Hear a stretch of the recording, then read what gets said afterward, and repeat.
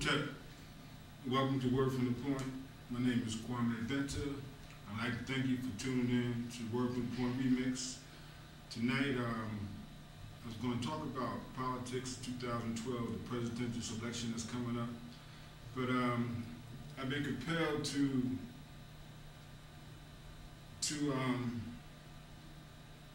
speak on this brother that just passed here on 4/11/2012.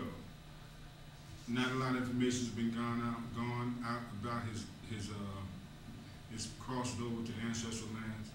So I just want to dedicate most of this show in honor of the late great Steve Coakley. A lot of people don't know about Steve Coakley because Steve Coakley is a person who has not been one who's been on the radar, you know, not on national TV, not on national newspaper or anything like that, because of the controversial subject matters that he used to bring here into Richmond area and the United States and on his travels.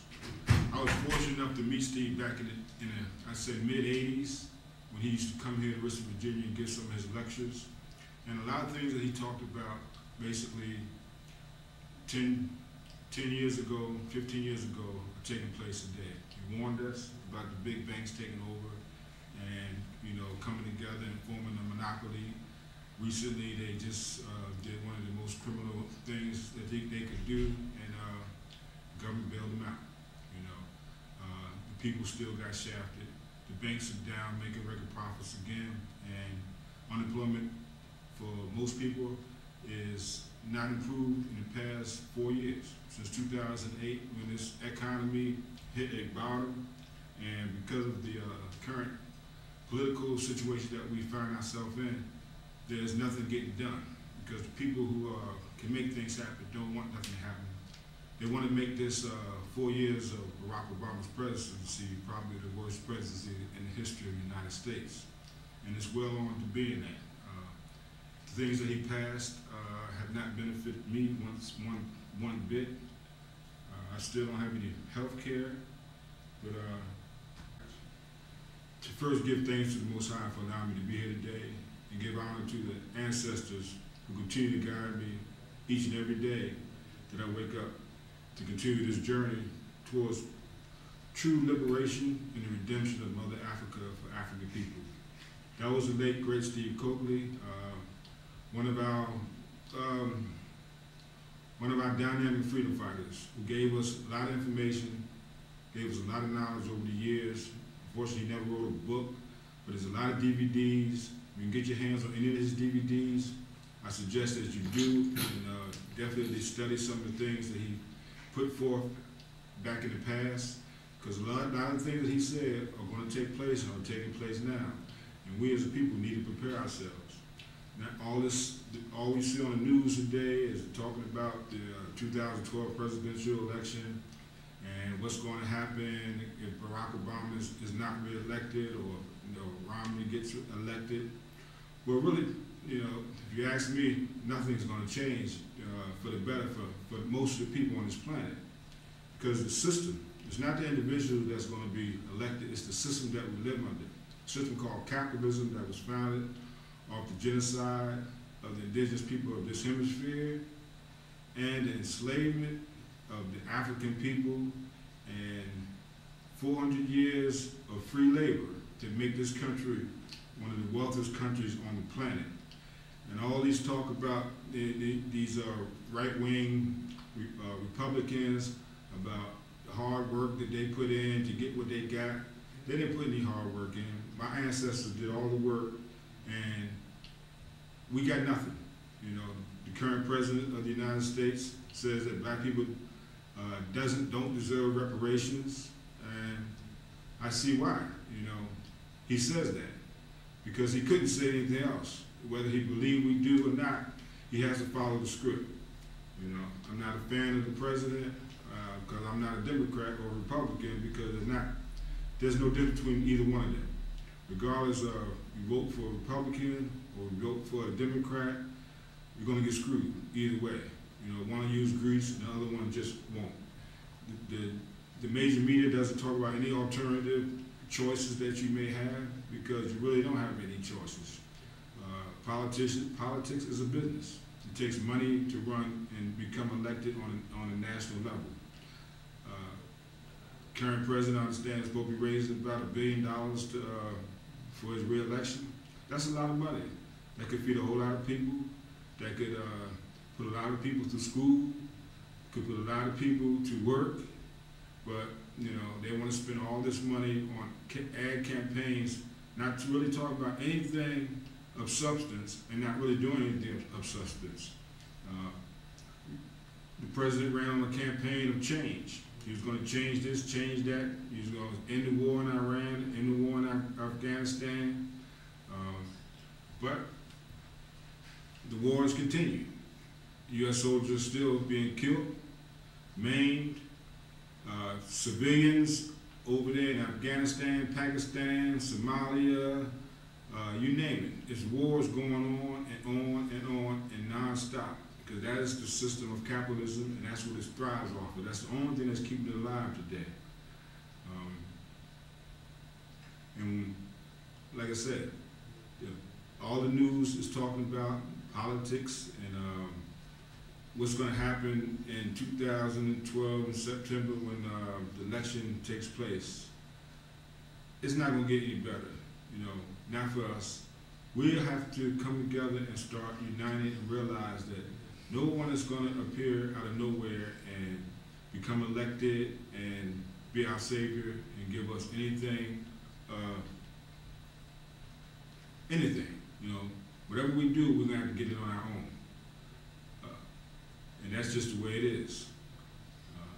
For those of you who are watching this show on Ustream, the call-in number that you can call in if you have any questions or comment is 804-915-5202. Again, that number is 804-915-5202. So I'd like to know, are you going to continue to waste your time voting for the Democratic Party, black people? Because they're not going to do anything for you. You know, they never have and they never will. You know, the little gains that we did get in the 60s during the Civil Rights Black Power movement, they're slowly being taken away from us. The jobs are gone overseas. The gap between the rich and the poor continues to get higher. College tuition is going up. People can't afford to go to college, and if they do go to college, there's no jobs. About a year ago, we had Occupy Wall Street. The Europeans finally realized that, you know, they're getting screwed. We've been screwed ever since we came over here in the dungeons of the slave ship. And a lot of us, you know, don't want to accept the fact that we are still on a slave ship. The song that I played in the opening of the show was by the late Dale Jones from Philadelphia, also known as a war correspondent. If you can get that CD, I suggest you do, because some very powerful messages on that CD in song. And yeah, we are on a slave ship. Our history and our culture is definitely locked down in the dungeon. Most of the people who graduate from college graduate with no knowledge of self. They basically have been educated to be better educated slaves to a system of capitalism that knows nothing but exploitation of the labor and resources of other people's land. They continue to do it today. That's why 100 special forces went into Central Africa back in November, directed by this current president, Barack Obama. And since then, there's been about 3 different coups that's taken place. Just recently, the World Court convicted the former president of Liberia, Charles, his name slips me for a second, but he was a U.S. agent. You know, he went over there. He escaped from a prison in Boston with the help of his government. Went over there and just caused hell and destruction over there for his own people. And now, after they finish using him, he gets 50 years in prison. Charles Johnson, I believe, is his name. And just recently, this country gave the okay for natives to drop bombs on a sovereign nation called Libya. and assassinated a duly elected president, a country who had the highest standard of living of all African nations, a country that was the major contributor of the African Union, and the African Union just sat back and let it happen. You know, they just let NATO, Western powers, and the U.S. just strong-arm a nation from Muammar Gaddafi and assassinate him. People over there, they had free education, free medical, they had the best hospitals on the continent. Gaddafi had purchased a satellite so that the nations of Africa wouldn't have to depend on Europe for their communications. But all that now is lost because of the system that's controlled by, as Steve told us a long time ago, the World Bank and the International Monetary Fund is who really runs everything. You know, if you go downtown, in any major city, you'll notice that the biggest buildings are the banks. You know, they've consolidated their power, and they're robbing us. They're robbing us blind. You know, they're not loaning us any money, so most people in the community, you know, they can't get a loan. And I'm not promoting us getting loans from banks, you know, because we really shouldn't have to do that. You know, we should be able to pull our resources together and create our own institutions of learning, our own institutions of entertainment, recreation, our own hospitals, and we should be doing for ourselves. I am a current member of the Universal Negro Improvement Association, an African Communities League organization founded by the Right Excellent Marcus Messiah Garvey back in 1914. Garvey came here to teach us to love ourselves and do for self. That's not a message that the U.S. government want people to know about. That's why Hoover hired his first black employee to become a spy in the Garvey organization to help derail it, to help bring up trumped up charges against him so that they can use the court system to incarcerate him and deport him. And that happened back in 1925. You know, that was when the COINTELPRO, I think, officially began in this country. A lot of people want to say it began in the 60s during the Black Power movement, when the government infiltrated different organizations, peace movements, Black Power movements, civil rights organizations, to try to criminalize and create havoc and divide and conquer these organizations. And they were very successful. Black people thought that, you know, we got a chance to vote and we got a chance to go to school here and go there, that we had arrived. Not realizing that it was about economics. Economics is the key. So now we got this mad scramble on a daily basis for people to try to get this money so that they can just survive. You know, most people go to work and don't even want to go there. You know, I heard a lady the other day say, somebody asked her, "You got to work today?" And she said, "Oh no, thank God I don't." You know, but she's going to go there the next day though. You know, she don't want to be there, but she continues to go there because she has no choice. Because without that money, she probably won't have no place to stay. Probably won't have no lights, no food, and you just have to have money in this system, and it's become very scarce here. I like to tell you about a group of people that I'm involved with, and we have decided that we're going to come together and raise venture capital and support each other and recycle our money so that we can become financially independent.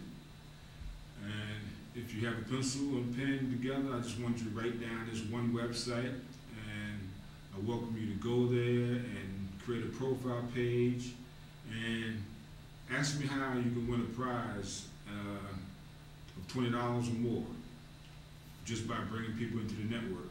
mightypeople.info. I'm going to repeat that. Just go to www.mightypeople.info, and that's a place where we're trying to unite the global world community for successful living and effective networking for that purpose. So if you want to get free, get off the plantation, we have one solution for you. You know, we don't have all of them, but we do have one, and this will work if you want it. You know, It's not for everybody, so I don't expect everybody to become successful, because it's about helping other people. You know, I'm a network marketer, and what we do is we help other people. And by helping other people, we help ourselves become successful. So everybody wins. It's not like working in a 9-to-5 where everybody's scrambling to get to the top. You know, network marketing is a place where everybody's there to help each other become successful. You know, and so just wanted to mention that one point there. You know, because Garvin came here and purchased boats. The boats was not purchased for us to just travel back to Africa. I'm going to take this call real quick. Good afternoon, welcome to Word from the Point Remix. Can you state your name and where you're calling from? Sure, my name is Nikki Love. I'm calling from Atlanta, Georgia. Hey, how you doing, Nikki? I'm good. I just wanted to actually mention the fact that I do appreciate the fact that you turned me on to the Mighty People's Network. And I'm proud to let the listeners know that I actually, by you turning me on to the Mighty People's Network, we're able to, gain some extra finances in my pocket. So I want to commend you for actually, and also say that I'm happy to be part of a network that has a positive vision, and a network that, deals with people that's on the same or has a right mind and, gaining our financial freedom. So I do want to thank you very much for introducing me to the Mighty Network, Mighty People's Social Network, because I actually had a chance to make some money and see the benefits of it, and I love the fact that it's very positive and everybody's on the same track. So thank you. You're welcome. I appreciate you calling. Let me ask you a question. What do you think about the 2012 election? Do you think that it's really important for us to get Barack Obama reelected, or does it really matter? The way I feel about that, it doesn't really matter. I mean, because, I'm not feeling Barack Obama at all, but, looking at all the presidents we had and, the corruption and the destruction that we see with politics, at this point, it doesn't matter anymore. I am not feeling, but I also know that, it's not him who actually makes the final decisions, and when we realize that, you have to look at it in a whole new light, but it doesn't matter. I think it's up to the people, up to us, to actually make a change with this government, with the system of things, with the, capitalism and all this that we're going through. So it doesn't matter to me. Okay. Well, I appreciate your call. And, not a problem. Thanks for tuning in. And can I ask you a question? Sure. What do you think about it? It's a show. Basically, it's a show, and that's all it is. Nothing's going to get better for the masses of the people until the people rise up, like Tracy Chapman sings about, and have a revolution. The system has to be changed.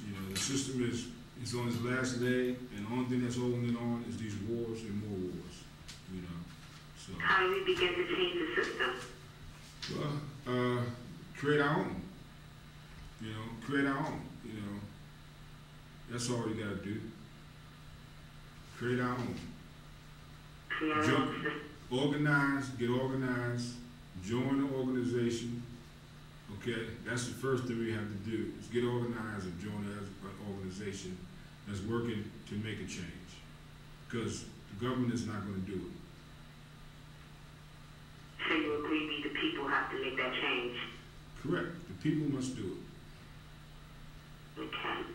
All right. Well, you know what? I hope that we're able to come together and unify so we can do that, because I think the people are just tired in this time.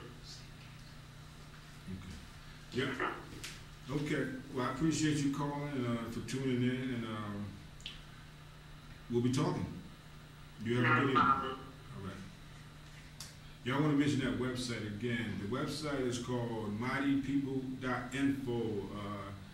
Doesn't cost you anything to join. Actually, you get paid to come and join us. We show you how to make that money and get free.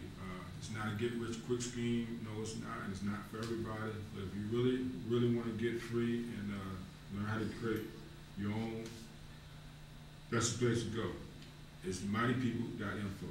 I brought this book here today with me because it's all about economics, power economics. This is a book written by Dr. Claude Anderson.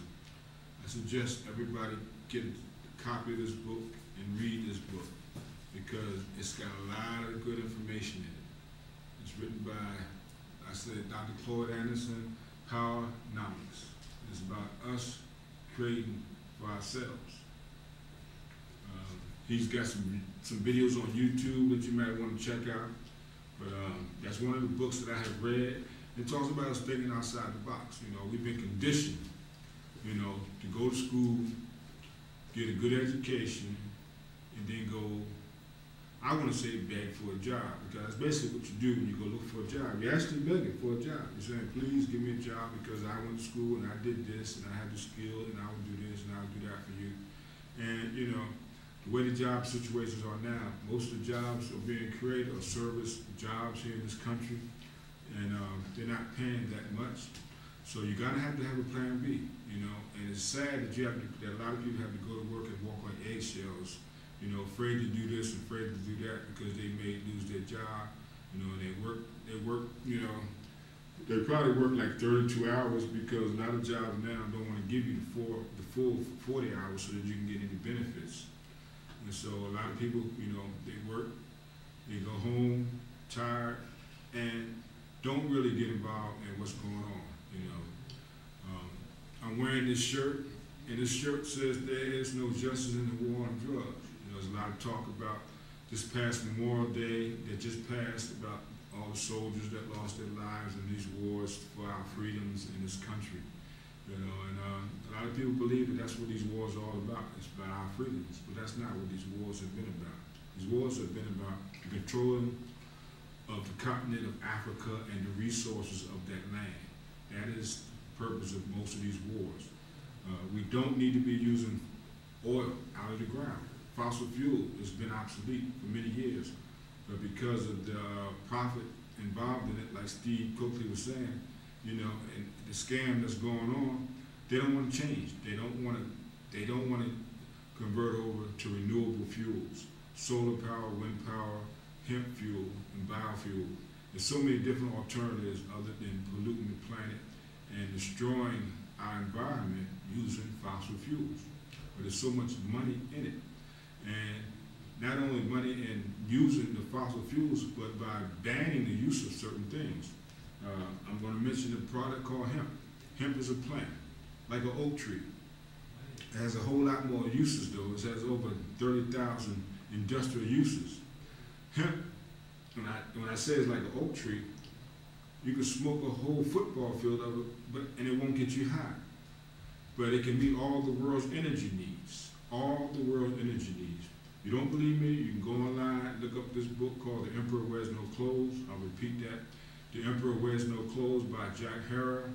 There's a $100,000 challenge to the world to prove what I just said is wrong. That hemp can meet all the world's energy needs. It's a renewable, it's environmentally friendly, but it's banned. Farmers cannot grow this plant in the United States. Even though in 1938, a magazine, a very well-known magazine called Popular Mechanics published an article in 1938 calling it a brand new billion-dollar crop. But, like I said, it's a federal crime just to grow it. You can go to prison for growing a tree that grows natural, a tree that can rejuvenate the environment, create thousands, if not millions of jobs. But because of this monopoly on fossil fuels, and government won't allow it to be grown. You can grow it in Canada, Germany, China. You can grow it in those countries. For some reason, I'm not sure why, these countries are not using it for fuel like it can be used for fuel. But it can meet all the world's energy needs. Yes, it can. Yeah. So I just like to know, what did your vote get you? You know, what change did Barack Obama or President Barack Obama bring to the people here in the United States? Because there's, you know, still wars are going on. Still, I see more people on the corner with signs, you know, jobless, homeless. Welcome to Word from the Point Remix. Would you like to state your name and where you're calling from? Excuse me, but just wanted to comment on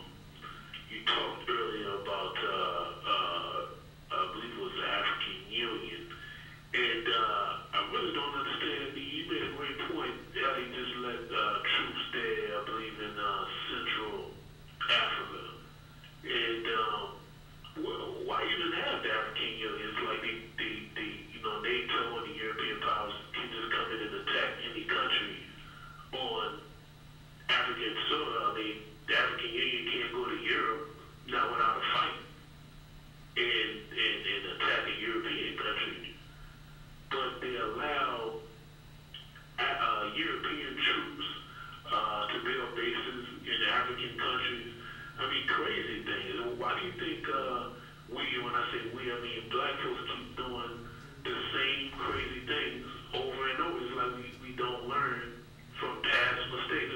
The same mistakes they're making now in these African countries they made 50 years ago. But they keep doing the same thing. At some point, you can't blame the Europeans for doing what they do. They're going to do evil. It's up to you to protect the whole continent. That's what that thing's working. Yeah, you're right, brother. What I think is the problem is that there's a disconnect of African people who are in diaspora from the African people on the continent. For so long, we have been programmed to think, conditioned to think that we're not African people, that they don't like us, and we shouldn't have anything to do with them. Most of us don't know our history. Most of us think that the best thing that happened to us was that we were brought here on slave ships and the good old white man made us into Christians. And we accept that lie, because that's the miseducation that's been given to us. That's why I said when you graduate from a school here, of higher education, you just become a better educated slave.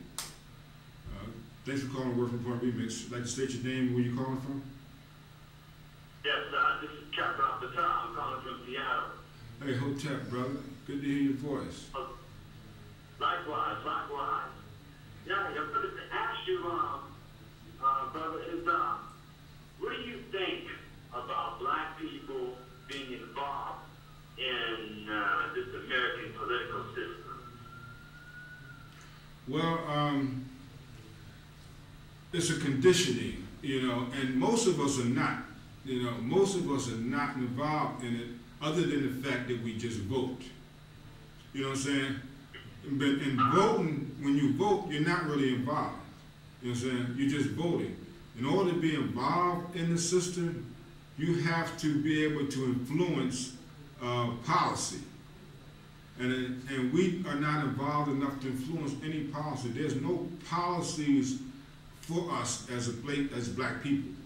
The policies are in place are for Americans, and not the average American, but the policies that are in place are for the well-to-do Americans. So with that, black people think that they're involved. They think that their vote really matters, but they don't realize that when they go to vote on these national elections, they're just going to, they're going to not elect someone, but to select the person that was put in front of them to choose, either this one or that one, because neither one of them is going to represent them, because neither one of them were put in office by you or was given a chance to be put in office by you, because they're backed by corporate America. Corporate America runs the politics in this country. That's why, these warmongers continue to make all this money selling weapons. You understand? You look at these third world, so-called third world, I'd rather call them first world countries who are impoverished. Somehow they can have the latest, greatest weapon to wage war against their own brothers, but no shoes on their feet. And no one asks, well, where these weapons are coming from? Who's manufacturing these weapons? How are they getting there? And we don't ask these questions. We just go vote. Oh, Barack Obama's the president. Wonderful thing. Okay, what has he done? Right. And I don't want to put the blame solely on Barack Obama, because he has a Congress that don't want him to do anything anyway. But he can't do anything if he wanted to, because he has to follow the script. He has to do what they tell him to do, or what will happen. Mm-hmm. So would you think it's a waste of time for black folks to vote, period? And looking at the fact that we're not in the arena of being able to enforce policy. Do you think it's even because a lot of there's black folks who will say that you should just give up on even trying to work with the system, period, and even trying to get into the system thinking you're going to change it, because the system actually changes you. I've heard that angle. What do you say about that one? Well, I think that on a national election, I don't think it really matters if we are involved because, you know, but on a local level, I think we should be involved in the politics of our local government, but we should not blindly endorse the Democratic Party because their platform does not represent our best interests. So what we need to be looking at is alternative parties or create our own representatives and put them in office to get things done that's going to benefit us as a people. You know, America's longest war is the war on drugs. You know, and we have been conditioned and programmed to think that this war was created to save our communities from the scourges of illegal drugs, when in all actuality, it was created to make our communities into war zones and to incarcerate millions of young black men who have been disenfranchised in this miseducation system that they come up in, teaching them that, you know, that Columbus discovered America and that the red man was a savage and, you know, and they had a peaceful Thanksgiving and, you know, all these lies that glorify white supremacy destroys the young black man and female. It makes us not want to be who we really are, which is the original people, you know what I'm saying? African people, you know, and basically that's what, you know, that's my spill on it. Yeah. So what do you think? Do you think we should be involved in politics at all, on a national level or local level? Well, you know, I definitely see we're going to have to deal with politics among ourselves. Because when we're dealing with something, I mean, you know, politics, we see the whole idea of politics being viewed and methods agreed upon. Well, the thing is that we as black people seem like we don't, or we have forgotten the whole idea of coming across a strategy, agreeing upon that strategy among ourselves and dealing with our local issues. So, case in point, there's a lot of black folks who do have money, right? Mm-hmm. But they're not willing to put this money into a campaign that would benefit black people or people, you know, people of African descent. So they get somebody who would really live up to the interests of black people in office so they can make those changes. I'm seeing that.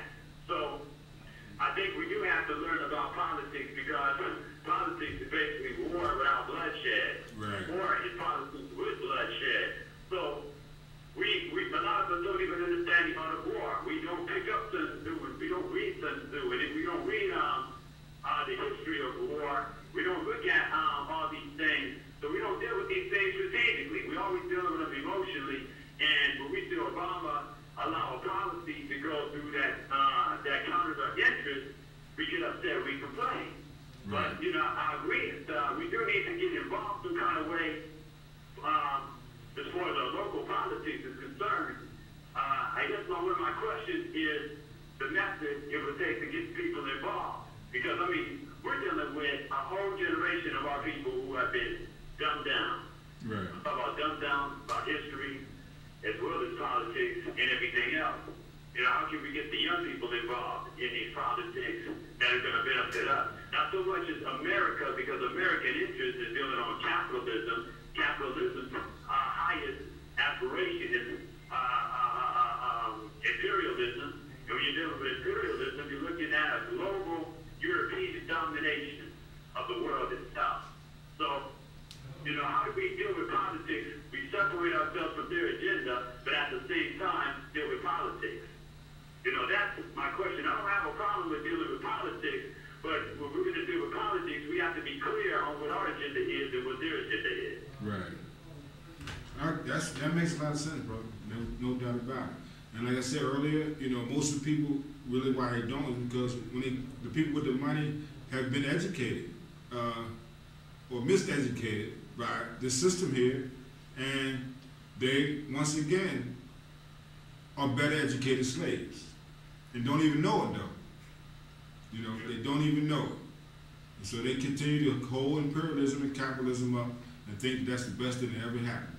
And not realizing that it has destroyed what we once had. You know, it wasn't a dog-eat-dog world in our world. You know what I'm saying? It was each one teach one, each one help one. You know, when everybody did a little bit, nobody had to do a whole lot. You know, we took care of each other. There were no prisons, there were no homeless, there were no orphanages. You know, we took care of ourselves, and this system has destroyed it. I appreciate your call, though, brother. We're about to run out of time, so thank you for tuning in. You're very welcome. It's an honor to be on your show, brother. All right. Peace, brother. Peace. Yeah, like I said, America's longest war, this is the war on drugs, started in 1968 by Richard Nixon, because, you know, they couldn't criminalize people for being poor and black, but they can criminalize the common behavior. So what did they do? Declare a war and brought drugs in the community, take the jobs out. Welcome to Word from the Point Remix. You would like to state your name and where you calling from? I always want to put my name out there, you know, but you know, I think that's a question. Okay, no problem. What's your question, bro? I mean, like, I'm just listening to what you're saying, you know what I'm saying? I just want to know, like, what's the possible outcomes? Outcome of what? I mean, involves, like, what are you telling us about the misinformation and, you know what I'm saying, the war on drugs and why this stuff was put there and all that? I mean, if we're going to change whatever possible outcomes or routes, you know what I'm saying, that we can take, it's going to be like stereo or, you know what I'm saying, do we just keep voting? Well, first of all, we need to understand that the system of capitalism is history's most diabolical system. All right, this country has 2.5 million people in prison. No other country in the... I know exactly what you're saying. I know we're in a messed up situation or whatever, you know what I'm saying, as far as the money situation and, you know what I'm saying, the debt situation and all that, whatever. I mean, as far as how money works. Right. And you're gonna be in debt. You always gonna be in debt. Well, you don't have to be. You don't have to be that way, though, brother. You don't have to always be. I know. That's what I'm saying. I feel like I'm more okay because we don't have to be like that. Being the people in power. I mean, you can't. There's no way a child. Basically, we're children. We have to do what and place the policies or whatever. There's no way a child could run his father's house. You know what I'm saying? Whether his father's right or wrong. You see what I'm saying? How do you take control of your father's house? We don't. I don't know who you're referring to as the father's house, but my suggestion is that join an organization. Join an organization that's working to improve the conditions in your community that you live in. Volunteer 10 hours a month at an organization in your community that's working to improve the conditions in your community. Support them financially with at least $10 a month. And also, last but not least, set aside $50 every month to spend at black-owned businesses and let them know that you're supporting them and that you're a part of the 10-10-50 campaign that was started by the African Community Center in Atlanta, Georgia. You don't have to be a part of an organization, but you can implement that right there, that one change in your life. Get involved, join an organization, and make a change. You know, it begins with you. You know, we can't look on the outside. You know, we got to look within and become involved. We got to become actively involved in changing the course of history. You know. All right. Yes, I guess. All right. I mentioned earlier, you can go to the website mightypeople.info, create a profile page. There's a lot of good things going on there. Economics, education, networking. We're trying to unite the global African community for effective networking for successful living. That's mightypeople.info. Go there and create a profile page if you got internet access. What you say, mightypeople.info? Mightypeople.info. www.mightypeople.info. All right? All right. All right, thank you. All right, peace, brother.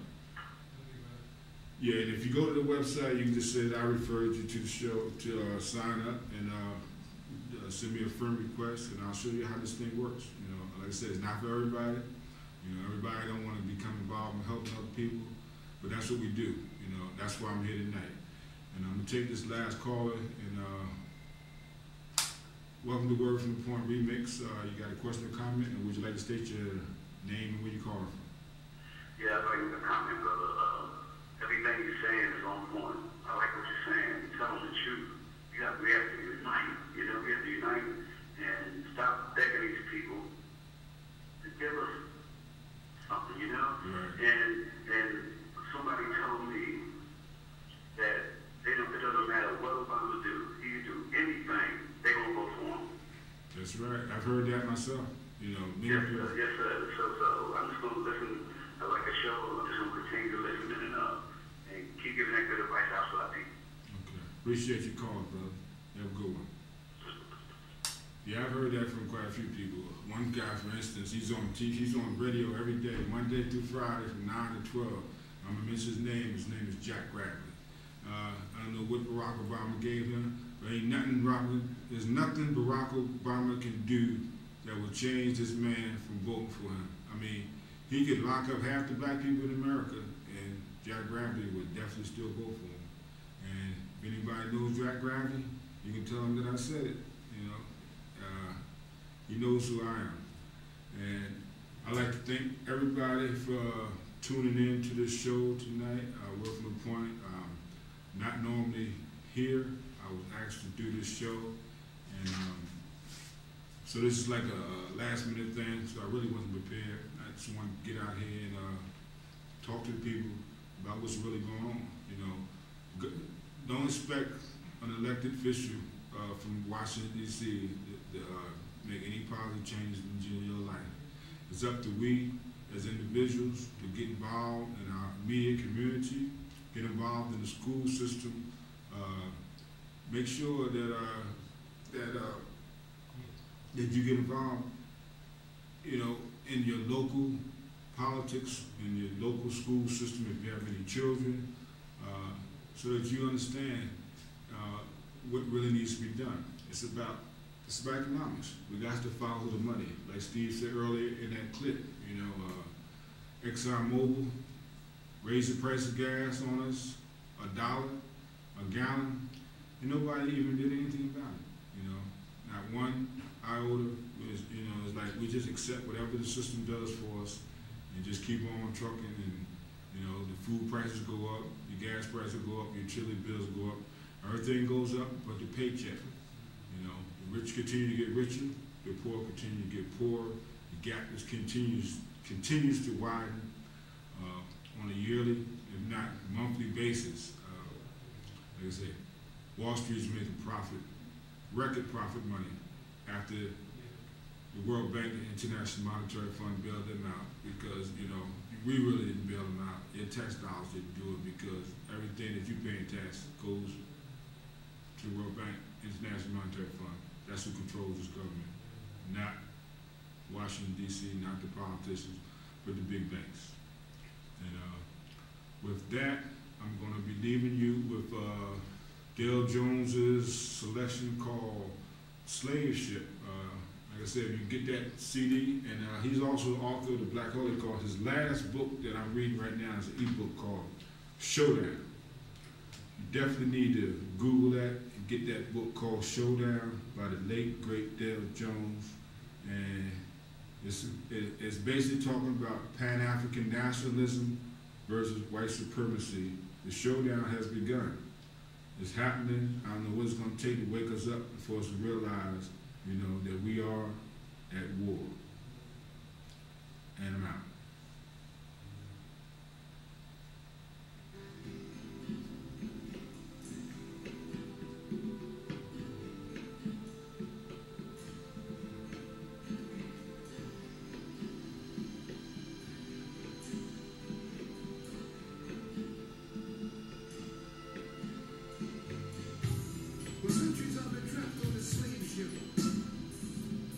My history, culture, personality locked in its dungeon.